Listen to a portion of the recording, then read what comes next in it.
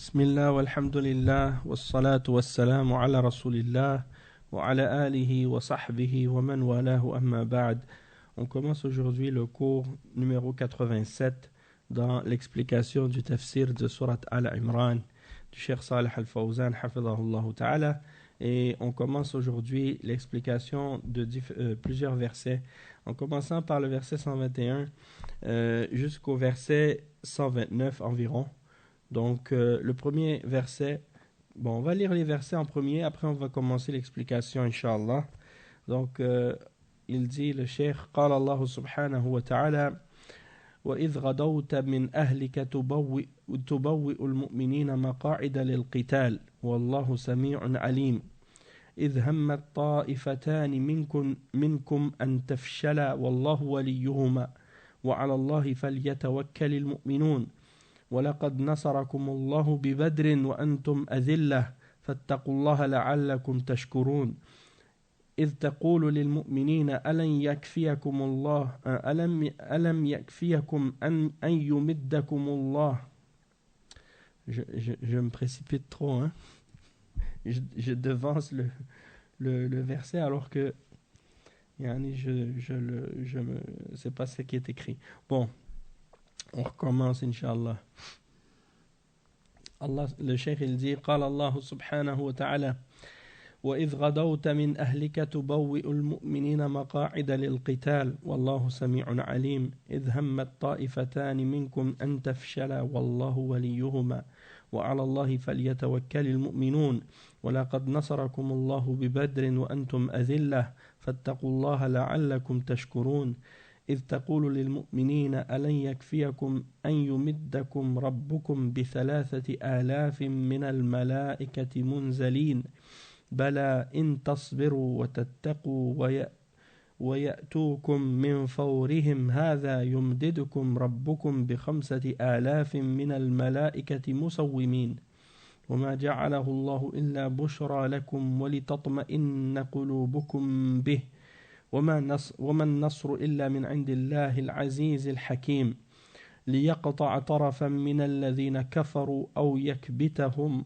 فينقلبوا خائبين ليس لك من الأمر شيء أو يتوب عليهم أو يعذبهم فإنهم ظالمون ولله ما في السماوات وما في الأرض يغفر لمن يشاء ويعذب من يشاء والله غفور رحيم.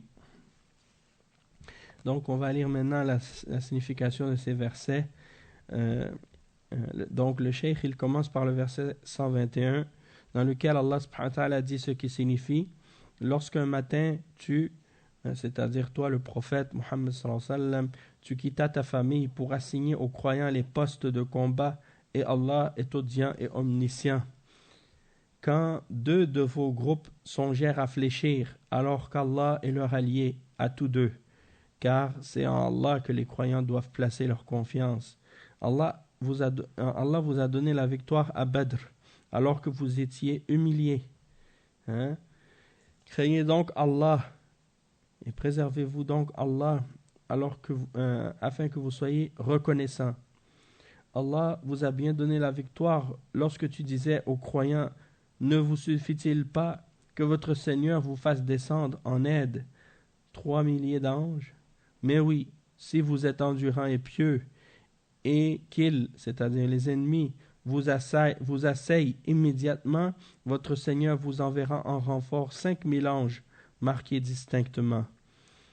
Et Allah ne le fit que pour vous annoncer une bonne nouvelle et pour que vos cœurs s'en rassurent. La victoire ne peut venir que d'Allah, le puissant, le sage, pour anéantir une partie des mécréants et pour les humilier par la défaite, et qu'ils retournent donc déçus. Si tu n'as pas, c'est-à-dire toi le prophète Muhammad sallallahu alayhi wa sallam, Allah s'adresse à lui et dit: tu n'as aucune part dans l'ordre divin, qu'il accepte leur repentir en embrassant l'islam, ou qu'il les châtie car ils sont bien des injustes. À Allah appartient tout ce qui est dans les cieux et sur la terre. Il pardonne à qui il veut et il châtie qui il veut, et Allah est pardonneur et miséricordieux. Donc ça, c'est les versets en question. Maintenant, on va commencer l'explication, Inch'Allah, de ces versets-là. Et dans ces versets, vous allez voir, à part le verset 121, les autres explications sont relativement courtes par rapport à qu'est-ce qu'on a eu l'habitude d'entendre dans les versets précédents. Inch'Allah, on va chevaucher entre les deux tafsirs, comme je vous ai dit, Inch'Allah. Donc, premièrement, dans Tafsir, min al-Masjid al-Haram, min durus, fi al-Masjid al-Haram. Donc, le Cheikh, il explique ces versets-là en disant هذه الآيات جاءت بعد قوله تعالى وإن تصبروا وتتقوا لا يضركم كيدهم شيئا إن الله بما يعملون محيط. وذكر في هذه الآيات ما نصر الله به المؤمنين في غزوة بدر وفي غزوة أحد وما بعدهما من الغزوات فإن الله سبحانه نصر عبده ورسوله والمؤمنين وأذل الكفار والمنافقين. وقوله سبحانه وتعالى وإذ غدوت من أهلك الغدو هو الذهاب في الصباح. Donc le cheikh il commence l'explication du verset ici en disant que ce verset-là est venu à la suite du verset dans lequel Allah subhanahu wa ta'ala dit « Et si vous avez de la patience et de l'endurance et que vous êtes parmi ceux qui ont at-taqwa, vous vous préservez d'Allah et de son châtiment, eh bien, leurs ruses ne pourront rien vous faire. Leurs ruses ne pourront rien vous faire. Et Allah subhanahu wa ta'ala enveloppe tout ce qu'ils font comme action par sa science. Et il dit ensuite qu'il a mentionné dans ces versets-là ce par quoi il a donné la victoire aux croyants dans la bataille de Badr et dans la bataille de Uhud. Après également parmi les autres batailles. Et il dit que certes Allah subhanahu wa ta'ala a donné la victoire aux croyants. Il a donné la victoire à son serviteur et son messager et aux croyants. Et il a humilié les kuffars et les munafiqin. Et ensuite, il dit que lorsque Allah subhanahu wa ta'ala dit وَإِذْ غَدَوْتَ مِنْ أَهْلِكَ غَدَوْتَ, il dit que ça vient du mot al-ghuduw. Al-ghuduw qui veut dire al-dhahabu fi sabah. Donc, al-ghuduw, ça veut dire de partir le matin. De partir le matin. Donc, il dit, lorsque tu partis le matin, lorsque tu quittas ta famille le matin et que tu partis, pour assigner à chaque croyant sa place lors du combat. إذ غدوت من أهلك تبوئ المؤمنين مقاعد للقتال وهذا في غزوة أحد وذلك أنه لما جرى على المشركين في وقعة بدر ما جرى من الهزيمة وقتل رؤسائهم وسلب ما معهم من الأموال والسلاح وأسر الرجال منهم تلاوم المشركون من أهل مكة فيما بينهم ماذا يفعلون انتقاما من المسلمين بعد هذه الهزيمة التي حلت بهم فاجتمع أمرهم على أن يغزوا رسول الله صلى الله عليه وسلم وأصحابه في المدينة فجمعوا جيوشا من مختلف القبائل ومن يتبعها من الأحلاف وجاءوا بجيش يتكون من عدد كبير من المشركين ونزلوا عند جبل أحد الجبل المعروف شمال شرق المدينة قريبا منها وكان ذلك يوم الجمعة. Donc, on va commencer par la traduction de ce passage-là.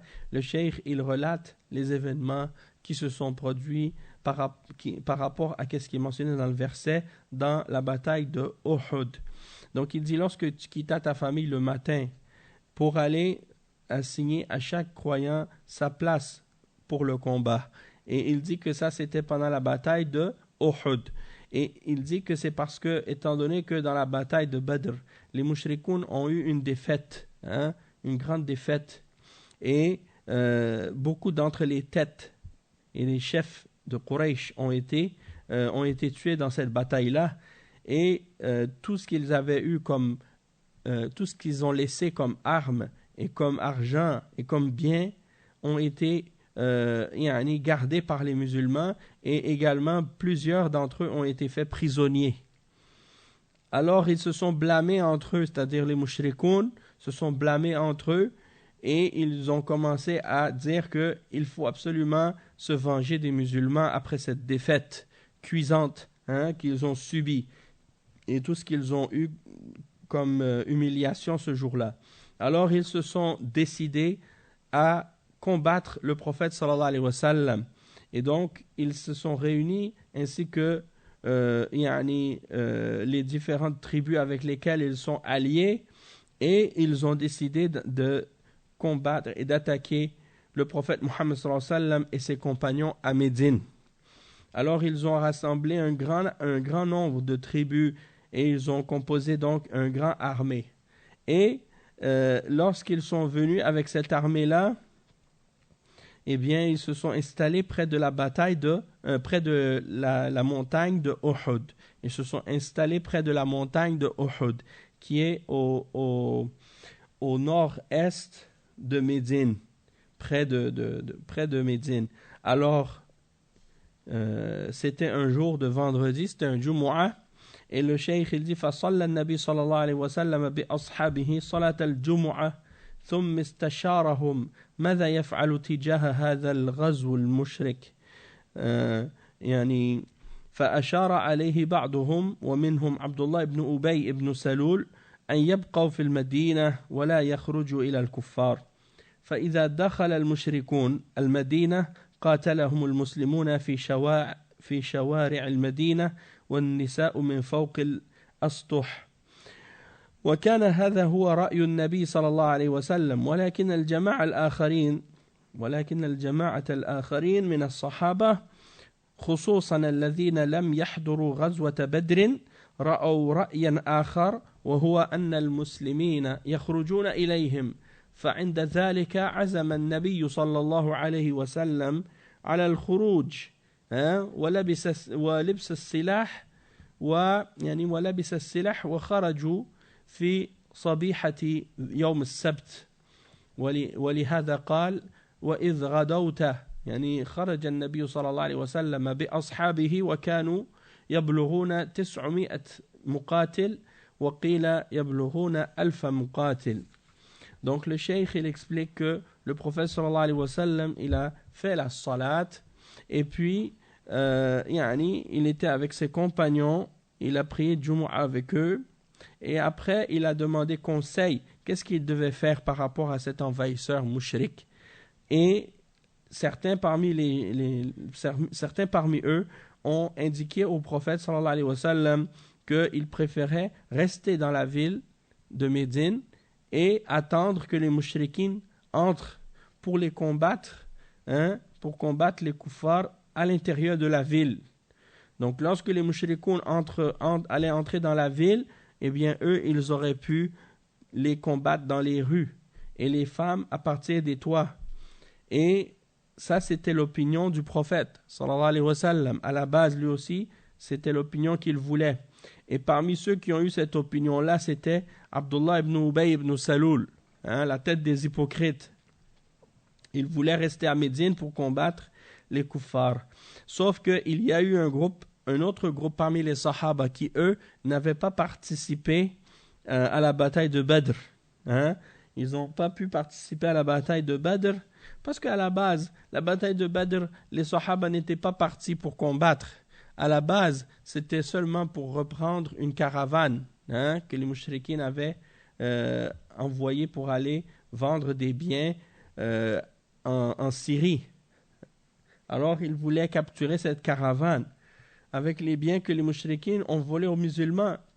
Et finalement, il y a eu un combat puisque, comme vous savez l'histoire, les mouchrikoun ont appris que le prophète sallallahu alayhi wa sallam était en embuscade pour intercepter cette caravane. Alors, ils ont envoyé à la place une armée pour affronter le prophète sallallahu alayhi wa sallam, et ils étaient beaucoup plus que les musulmans, plus que 3 fois le nombre des musulmans. et ils ont eu une défaite. Et il y a donc des compagnons, parmi les compagnons du prophète sallallahu alayhi wa sallam, qui n'avaient pas été présents à la bataille de Badr et qui eux aussi auraient voulu pouvoir avoir le mérite de participer à une bataille eux aussi contre les mouchriquines. Et donc ils ont demandé que que les croyants sortent vers les mouchriquines pour aller les combattre à l'extérieur de la ville et non pas à l'intérieur. Et donc finalement le prophète sallallahu alayhi wa sallam a déterminé que l'opinion qu'il avait décidé, c'était de sortir de la ville et de porter les armes pour aller rejoindre les mouchriquines, pour aller les combattre près de Uhud. Et c'était donc le samedi matin, que le prophète sallallahu alayhi wa sallam a porté son bouclier, ses armes son armure, et il est sorti avec les croyants jusqu'à Uhud. Et c'est pour ça que Allah subhanahu wa ta'ala dit dans le verset parce que le prophète sallallahu alayhi wa sallam est parti ce matin-là avec les compagnons et ils étaient environ 900 combattants et certains ont dit jusqu'à 1000 combattants. Et il dit tubawwi'ul mu'minina maqa'ida lil qital. An-nabiy sallallahu alayhi wa sallam لما قابل المشركين نظم أصحابه تنظيما عجيبا ودقيقا أمام المشركين وكان خلفهم الجبل والعدو أمامهم. فالنبي صلى الله عليه وسلم جعل جماعة من المهرة من مهرة الرماة على الجبل ليحموا ظهور المسلمين حتى يتفرغ المسلمون لقتال عدوهم وتكون ظهورهم محمية لأن لا يأتيهم المشركون من الخلف على غفلة. ودارت المعركة وصارت الغلبة للمسلمين وانهزم الكفار وكانت ظهورهم محمية بالروماة حسب خطة الرسول صلى الله عليه وسلم المحكمة. ثم شرع المسلمون فيجمعون الغنائم فلما رأى الرماة أن المشركين انهزموا وأن المسلمين شرعوا يجمعون الغنائم ظنوا أن المعركة انتهت فقالوا ننزل من الجبل نساعد إخواننا على جمع الغنائم. Donc le cheikh il explique ensuite que les croyants ils ont donc été placés par le prophète sallallahu alayhi wa sallam ce jour-là pour le combat. Et il dit que le cheikh il explique que le prophète sallallahu alayhi wa sallam, lorsqu'ils ont affronté les mouchriquines, le prophète sallallahu alayhi wa sallam a organisé ses compagnons d'une organisation étonnante et très précise devant les mouchriquines. Donc ils avaient derrière leur dos, derrière eux il y avait la montagne et devant eux il y avait l'ennemi. Et le prophète sallallahu alayhi wa sallam, étant donné que c'est-à-dire autour de là où il y a la montagne, c'est un espace ouvert, c'est un espace ouvert. Et le problème par contre par rapport à cet espace-là, c'est que il y a entre l'endroit où le prophète sallallahu alayhi wa sallam se tient et où se tiennent les mouchriquines, il y a une petite colline à cet endroit-là. Et cette petite colline, elle est un endroit stratégique. Pourquoi? Parce que, étant donné que l'endroit où se situe cette petite colline, ou cette petite butte, cette petite montagne, mais c'est pas une montagne, c'est plus une petite colline, disons, parce que c'est pas très très haut par rapport à Uhud. C'est tout petit. Mais il y a un danger parce que les mouchriquines auraient pu facilement passer par derrière cette colline-là pour venir attaquer les musulmans par derrière. Et c'est pour cette raison-là que le prophète sallallahu alayhi wa sallam avait placé environ 40 ou 50 archers pour justement protéger l'arrière des musulmans et pour empêcher que les mouchriquines puisse justement venir les attaquer par derrière pendant qu'ils sont distraits par l'ennemi. Alors, tout s'est passé tel que le prophète sallallahu alayhi wa sallam l'avait convenu et tel qu'il l'avait préparé. Et donc, les musulmans ont eu le dessus, et ils ont réussi même à faire fuir l'ennemi parmi les kuffars. Donc, leur dos était protégé par les archers, selon le plan du messager d'Allah sallallahu alayhi wa sallam, et les musulmans ont même commencé à ramasser le butin que laissaient les mushrikines sur le terrain de bataille parce qu'ils partaient en fuite. Et quand les archers qui étaient sur cette colline ont vu les musulmans commencer à ramasser les butins, alors ils ont dit « Descendons nous aussi pour aller ramasser du butin, puisque la bataille est finie. » Ils ont pensé que la bataille était terminée. Et le prophète sallallahu alayhi wa sallam pourtant leur avait déjà dit de ne jamais bouger, peu importe qu'est-ce qui arrive dans cette bataille, même si vous voyez les oiseaux nous manger, ne bougez pas de votre place, qu'on ait la victoire ou qu'on ait une défaite, ne bougez pas. Et finalement, les sahaba, ils ont pensé que c'était fini. Alors ils sont descendus. Et le cheikh, il dit, donc, فقالوا ننزل من الجبل نساعد إخواننا على جمع الغنائم. قال لهم أميرهم عبد الله بن جبير رضي الله عنه أن رسول الله صلى الله عليه وسلم قال لنا لا تتركوا الجبل سواء انتصرنا أو هزمنا. وذكرهم بهذا ولكنهم لم يطيعوه ونزلوا وبقي هو وعدد قليل. فلما رأى خالد بن الوليد وكان على الشرك في ذلك الوقت أن الجبل قد تهيأ لهم ونزل منه الرماة دار بجماعة كوكبية وكوكبة دار بجماعة وكوكبة من الخيل من خلف الجبل ثم انقضوا على المسلمين من خلفهم والمسلمون لم يشعروا إلا والعدو قد انقض عليهم من خلفهم فدارت المعركة من جديد وصار المسلمون بين العدو من الخلف ومن الأمام فدارت المعركة من جديد ونزل بالمسلمين مصيبة كبيرة نتيجة لمعصيتهم لأمر الرسول صلى الله عليه وسلم بتركهم الجبل.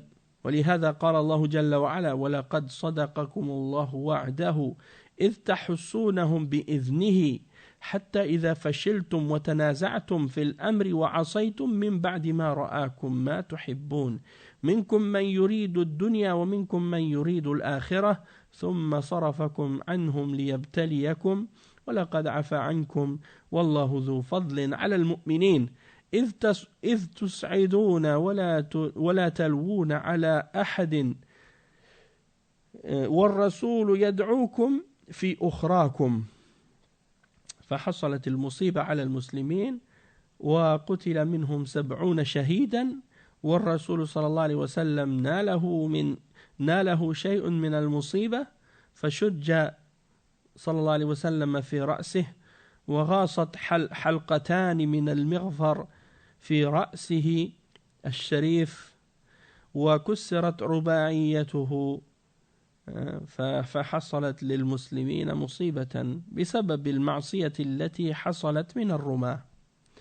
Donc le cheikh il explique que le chef des archers, celui qui avait été placé sur la montagne pour surveiller l'arrière des musulmans, qui s'appelait Abdullah ibn Jubayr, c'est un des compagnons du prophète sallallahu alayhi wa sallam.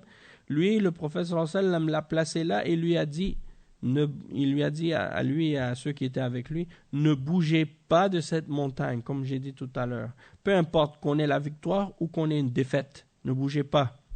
Mais, il leur a dit ça, mais ils ne lui ont pas obéi et ils sont descendus. Il y a un petit nombre qui sont restés seulement. Hein? Un petit nombre qui sont restés seulement, mais ce n'était pas suffisant. Hein? Alors, naam. Donc, lorsque Khalid ibn al-Walid, radiyallahu anhu, à ce moment-là, il n'était pas encore converti à l'islam, il était encore sur le shirk. Donc, quand il a vu cette ouverture et qu'il a vu que les archers sont descendus, eh bien, il est parti avec un groupe de chevaliers, hein, à cheval, pour passer par derrière la montagne et attaquer les musulmans par derrière. Donc, quand les autres mouchrikines qui avaient pris la fuite ont vu que les chevaliers sont passés par derrière, eux, ils sont revenus et ils ont commencé à attaquer les musulmans par devant. Et donc, à ce moment-là, les musulmans ont réalisé qu'ils étaient maintenant pris entre deux groupes des mouchrikines, un qui les attaquait par devant et un qui les attaquait par derrière.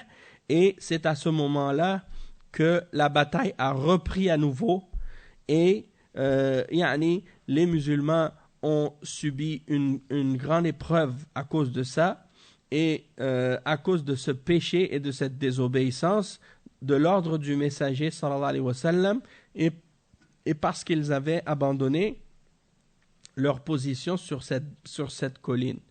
Et Allah subhanahu wa ta'ala, il fait allusion à ce genre à cette situation-là justement dans Surat Al-Imran un peu plus loin, dans les versets 152 et 153, lorsque Allah subhanahu wa ta'ala dit, ce qui signifie, et certes Allah a tenu sa promesse envers vous, quand par sa permission vous les tuiez sans relâche, jusqu'au moment où vous avez fléchi et vous vous êtes disputés à propos de l'ordre donné, et vous avez désobéi après qu'il vous eut montré la victoire que vous aimez.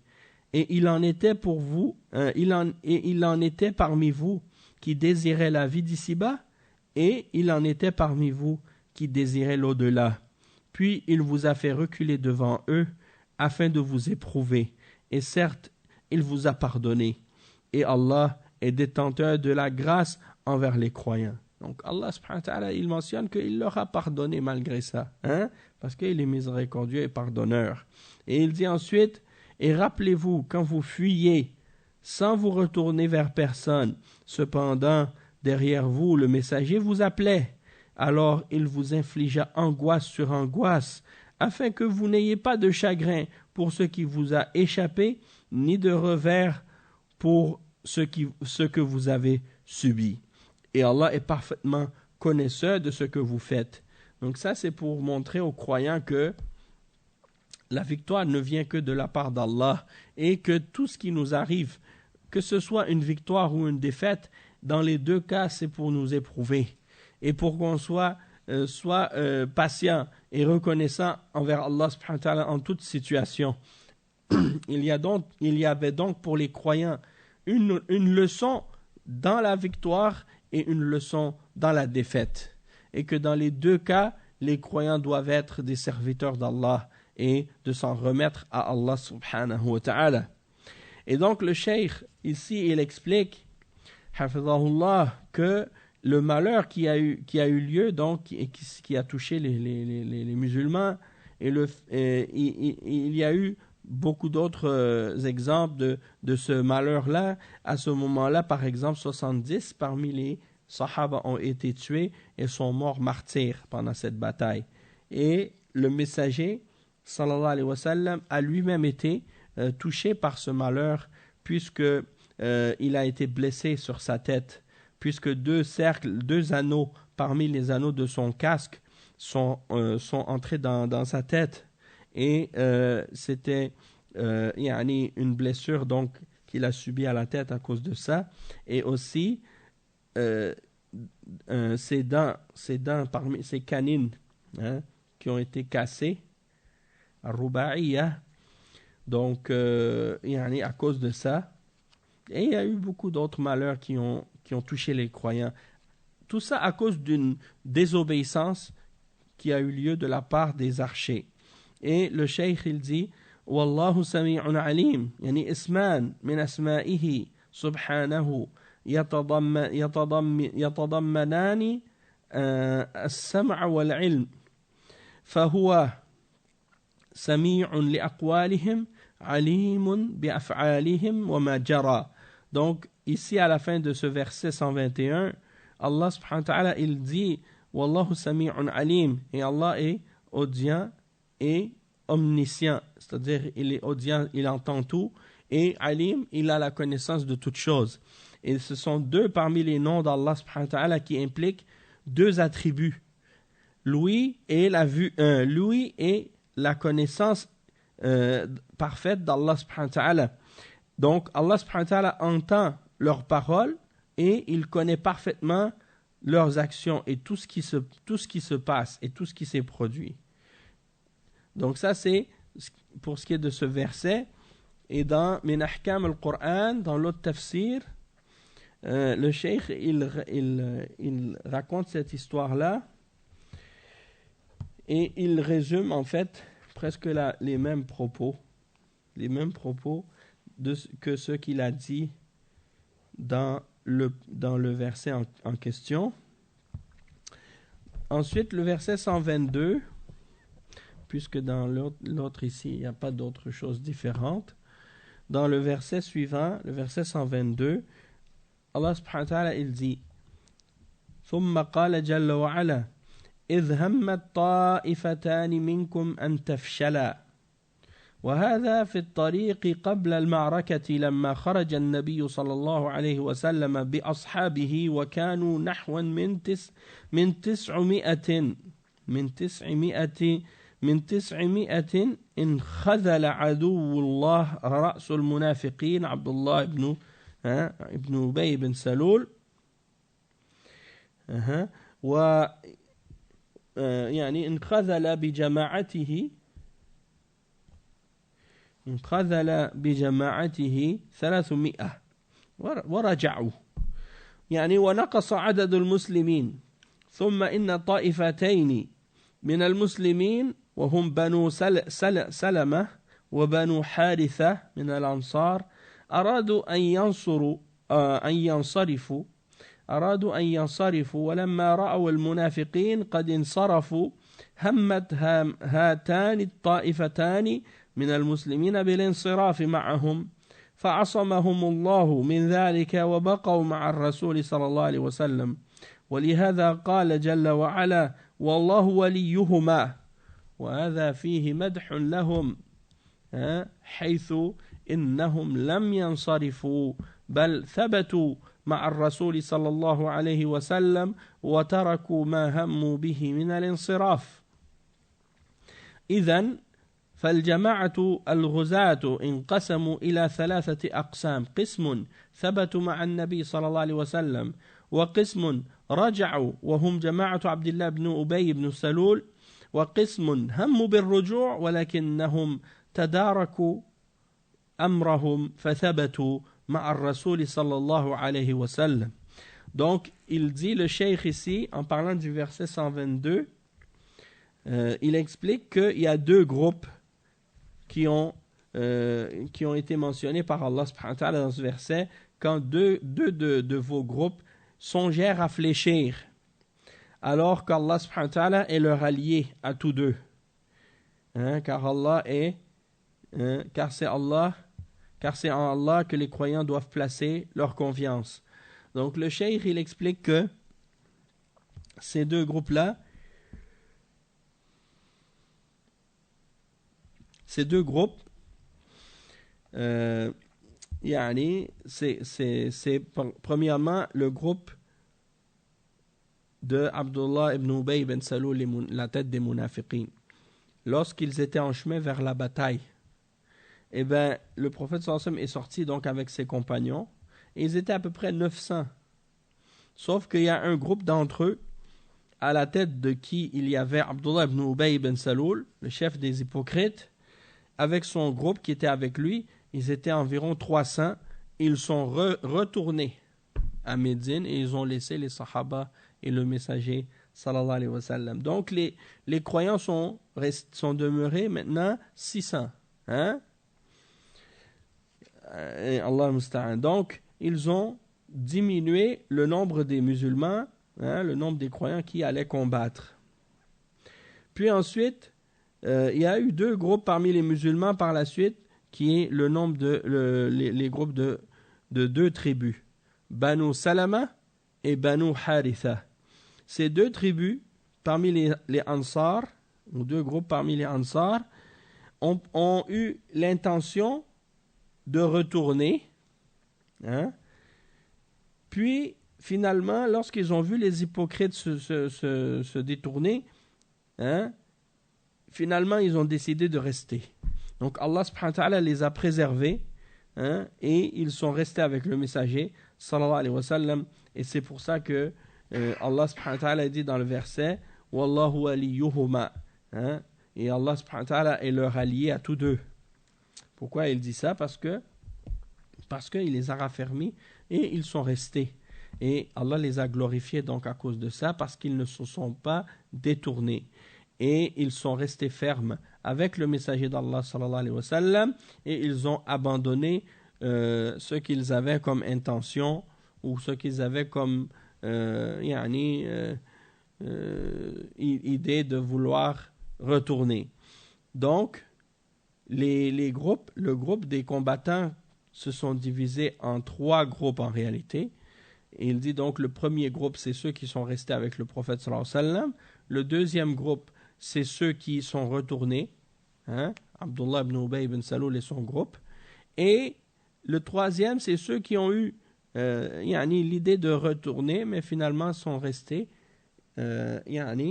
et ils sont restés fermes avec le messager d'Allah sallallahu alayhi wa sallam. Ensuite il dit ثم قال جل وعلا وعلى الله أي لا على غيره فليتوكل المؤمنون.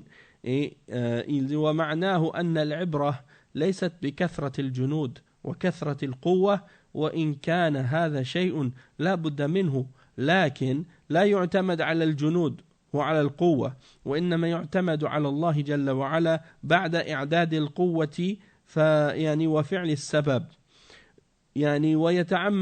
ويعتمد على الله ويتوكل على الله سبحانه وتعالى. فالمسلمون يجمعون بين الأمرين بين إعداد العدة وأعدوا لهم ما استطعتم من قوة ومن رباط الخيل ترهبون به عدو الله وعدوكم وآخرين من دونهم لا تعلمونهم الله يعلمهم. والأمر الثاني توكلوا على الله والاعتماد على الله، التوكل على الله والاعتماد على الله لا على القوة، وإنما القوة سبب فقط، وأما التوفيق فهو من الله جل وعلا. وقد تقدم الكلام على غزوة بدر عند قوله قد كان لكم آية في فئتين التقتا. Donc le cheikh il explique que ensuite Allah subhanahu wa ta'ala dit dans le verset et c'est en Allah, c'est-à-dire personne d'autre que lui, que les croyants doivent mettre leur confiance. Et donc ça signifie que l'important ou le plus important, c'est pas la quantité des soldats, mais ni la grandeur de la force. Mais ce qui est important le plus, c'est quoi? C'est le support d'Allah subhanahu wa ta'ala et l'aide d'Allah. Et donc, il faut pas mettre il faut pas se reposer uniquement sur le nombre des soldats et sur la force qu'on possède et sur les armes. Il dit, le cheikh, il faut mettre sa confiance en Allah subhanahu wa ta'ala après avoir préparé la force. Et après avoir fait les causes. Donc c'est sûr, il dit le cheikh que la force et le nombre, c'est des choses qui sont nécessaires. Sauf que c'est pas sur ça qu'il faut mettre notre confiance. Et c'est pas sur ça qu'il faut se reposer. Il faut préparer la force nécessaire et il faut prendre les causes nécessaires, oui. Mais on met notre confiance par la suite sur Allah subhanahu wa ta'ala et en Allah, et on se repose sur Allah subhanahu wa ta'ala. Et le cheikh il dit, donc les croyants, ils doivent réunir les deux choses. Préparer la force et le nombre, comme Allah subhanahu wa ta'ala le dit dans le verset 60 dans Surat Al-Anfal, et préparer pour eux ce que vous pouvez comme force. Et comme chevaux que vous pouvez utiliser pour, à ce moment-là, c'était les chevaux qui étaient utilisés pour la guerre, pour effrayer par cela l'ennemi d'Allah et votre ennemi. Naam.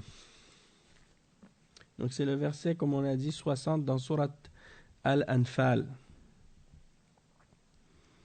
Donc Allah subhanahu wa ta'ala dit, donc préparez pour eux, ou préparez contre eux tout ce que vous pouvez comme force et comme cavalerie équipée afin d'effrayer l'ennemi d'Allah et le vôtre. Et d'autres encore que vous ne connaissez pas en dehors de ceux-ci, mais que Allah connaît. Donc ça c'est le verset que le cheikh a cité pour dire qu'il faut préparer une force. Oui, il faut préparer un nombre. Oui. Sauf qu'on met notre confiance en qui? En Allah subhanahu wa ta'ala. Et non pas en la force. La force n'est qu'une cause seulement. D'accord? Tandis que le succès, et le fait le succès, ça vient uniquement d'Allah subhanahu wa ta'ala. Et il dit, le cheikh, qu'on a déjà mentionné qu'est-ce qui s'est passé à la bataille de Badr, lors de la bataille de Badr, dans le verset au début de Surat Al-Imran, lorsque Allah subhanahu wa ta'ala a dit لَقَدْ كَانَ لَكُمْ آيَةٌ فِي فِئَتَيْنِ الْتَقَتَا. Et c'est vrai parce que dans la bataille de Badr, les croyants n'étaient pas préparés pour le combat, ils n'avaient pas un grand nombre, ils n'avaient pas beaucoup d'armes, et les mushrikoun avaient des armes et ils étaient beaucoup plus nombreux, ils avaient une préparation parce qu'ils étaient venus avec l'intention de combattre. Et malgré ça, les croyants ont eu la victoire sur eux. Et comme Allah subhanahu wa ta'ala dit dans le verset dans Surat Al-Baqarah, كَمْ مِنْ فِئَةٍ قَلِيلَةٍ غَلَبَتْ فِئَةً كَثِيرَةً بِإِذْنِ اللَّهِ وَاللَّهُ مَعَ الصَّابِرِينَ. Donc, combien de groupes qui sont peu nombreux ont réussi à vaincre des groupes qui sont plus nombreux par la permission d'Allah. Et Allah est avec les endurants. Donc ça c'est pour dire que la cause, la réalité, c'est que la force est une cause, mais il faut fondamentalement mettre notre confiance en Allah subhanahu wa ta'ala si on veut la victoire. Naam. Donc ça c'est pour ce qui est de ce verset. Ensuite, le verset donc 122, le cheikh il l'explique aussi dans l'autre tafsir, je vois وَإِذْ هَمَّتْ طَائِفَتَانِ أَنْ تَفْشَلَا.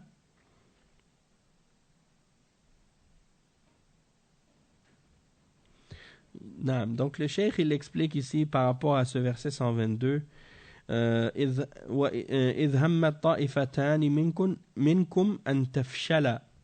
Le cheikh il dit قوله وأن تفشل أي أن تجبن عن القتال. أن تجبن عن القتال. الجبن en arabe ça veut dire la peur, mais la peur dans quel sens? Dans le sens de, vous savez quand on dit à quelqu'un qu'il est peureux, bon c'est dans ce sens-là, la peur dans le sens de la lâcheté, ou dans le sens de la trouille, comme on dit. Quelqu'un qui est trouillard, ou bien qui est comme... quelqu'un qui n'est pas courageux, disons. Le contraire de courageux. Donc, il souhaiterait que vous soyez peureux et que vous ayez peur de partir au combat. Antafshala. Et il dit, donc quand ces munafiqines-là, le groupe d'Abdullah ibn Ubay ibn Salul sont partis, ils se sont probablement dit, si nous on part, ils ne vont pas partir au combat, ils vont nous suivre. Mais Allah subhanahu wa ta'ala a raffermi les croyants et il ne les ont pas, il ne les a pas abandonnés et il ne les a pas non plus laissés se faire décourager par ces munafiqines. Et il dit, Wallah, à propos de ceux qui sont restés finalement avec les croyants, il dit, Wallahu waliyuhuma fa wilayatullahi lahuma wa mahabbatuhu lahuma li sidqi imanihim thabbatahum falam yarji'u bal sammamu ala al-qital ma'a ar-rasul sallallahu alayhi wa sallam. Donc vous imaginez tous ces événements-là qui étaient en train de se produire, puis au moment où elles se produisaient, c'était des épreuves à chaque instant et à chaque étape qu'ils avançaient. Chaque décision qu'ils prenaient, c'était un test. Parce que c'est dans ces situations-là, lorsque le croyant est dans des grandes épreuves comme les épreuves de la guerre ou des combats ou des situations difficiles ou des troubles ou des grandes fitanes, c'est dans ces situations-là que sort la réalité de la foi d'une personne et la réalité de ses positions et la réalité de sa conviction et comment il réagit face à ces épreuves-là. Donc, peut-être que quelqu'un, il dit, oh, moi je vois qu'est-ce qui s'est passé à cette époque-là. Si j'étais là, moi, j'aurais fait ça, j'aurais fait ça, j'aurais fait ça. Mais tu sais pas, tu sais pas comment tu aurais réagi. Donc c'est pour cette raison-là, toujours, demander à Allah subhanahu wa ta'ala al-thabat, que Allah nous raffermisse dans toutes les situations. Et aussi, donc je me rappelle quand on était petit, par exemple, on entendait toutes sortes d'histoires parce que, bon, étant donné que j'ai grandi dans une famille chrétienne, on parlait souvent à l'école, dans les enseignements religieux de Jésus, puis comment les gens refusaient de l'écouter, comment ils ont renié son message et tout ça. Et des fois, j'étais avec des élèves dans la classe, on parlait de ça au moment de ce cours-là, puis quand on était dans la cour d'école, moi je me disais, est-ce que nous, si on était vivants à cette époque-là, est-ce que nous, on aurait été parmi ceux qui rejettent son message et qui se moquent de lui et qui refusent d'y croire, ou parmi ceux qui sont ses apôtres et ceux qui croient en lui et ceux qui le suivent et qui au contraire restent avec lui. Et pourquoi on dit ça? Parce que à ce moment-là, tout le monde disait, oh oui, moi j'aurais été avec lui, j'aurais été j'aurais pas été d'accord avec les autres qui se moquaient de lui ou qui rejetaient son message. Donc tout le monde dit ça. Sauf que maintenant, quand tu regardes la société, comment les gens vivent, ils vivent tous dans une façon qui montre que clairement ils s'opposent aux messagers.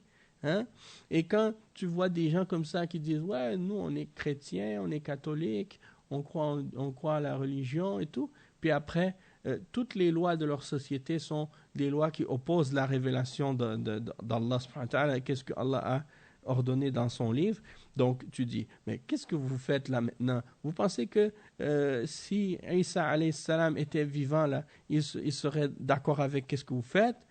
Probablement que vous auriez été avec ceux qui l'ont condamné, ou ceux qui voulaient le tuer à son époque, comme vous êtes en train de traiter les croyants aujourd'hui.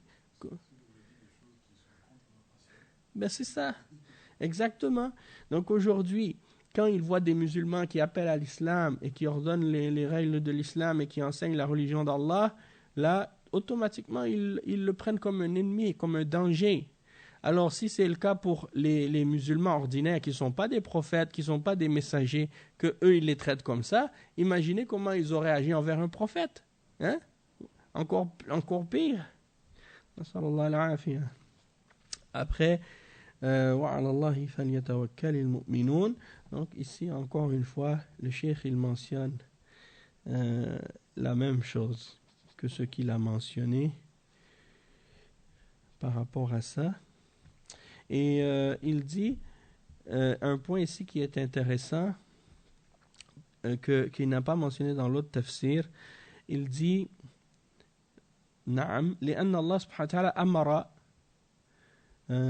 بالاثنين بأخذ الأسباب النافعة مع التوكل على الله سبحانه وتعالى ولهذا قال المؤمنون وعلى الله فليتوكل المؤمنون وأما أهل النفاق وأهل الكفر الذين لا يؤمنون بالله عز وجل فإنهم لا يثقون بوعد الله ولا يتوكلون على الله وإنما يتوكلون على غيره وهذا من الشرك الأكبر لأن التوكل نوع عظيم من أنواع العبادة فلا يجوز صرفه إلى غير الله جل وعلا.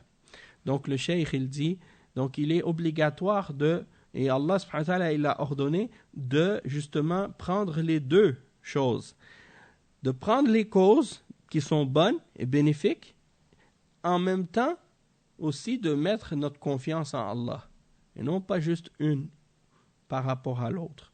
Et il dit ensuite, et c'est pour ça que Allah subhanahu wa ta'ala il dit وَعَلَى اللَّهِ فَلْيَتَوَكَّلِ الْمُؤْمِنُونَ, c'est en Allah que doivent mettre leur confiance les croyants, tandis que les gens de l'hypocrisie et les gens de la mécréance, eux, ils ne croient pas en Allah, donc par conséquent, ils ne vont pas avoir confiance en la promesse d'Allah et ils ne vont donc pas mettre leur confiance en Allah subhanahu wa ta'ala.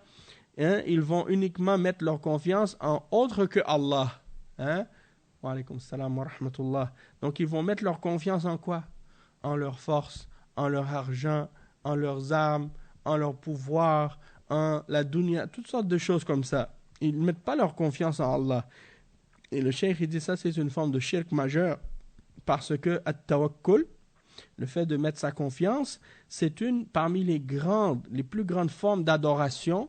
Alors il n'est pas permis de détourner cette adoration-là pour autre que Allah. Donc celui qui met sa confiance en autre que Allah, il a commis shirk. Parce que le tawakkul, c'est uniquement pour Allah. Donc tu dois établir le tawhid du tawakkul, comme tu dois faire le tawhid dans toutes les adorations. Donc on va s'arrêter ici pour aujourd'hui, Inch'Allah. Puis au prochain cours, on continuera la suite à partir du verset 123. Bi'idhnillah. Subhanakallahumma bihamdik. Ashhadu an la ilaha illa ant. Astaghfiruka wa atubu ilayk. Wa sallallahu wa sallam ala nabiyyina Muhammad wa ala alihi wa sahbihi ajma'in. Wassalamu alaykum wa rahmatullahi wa barakatuh.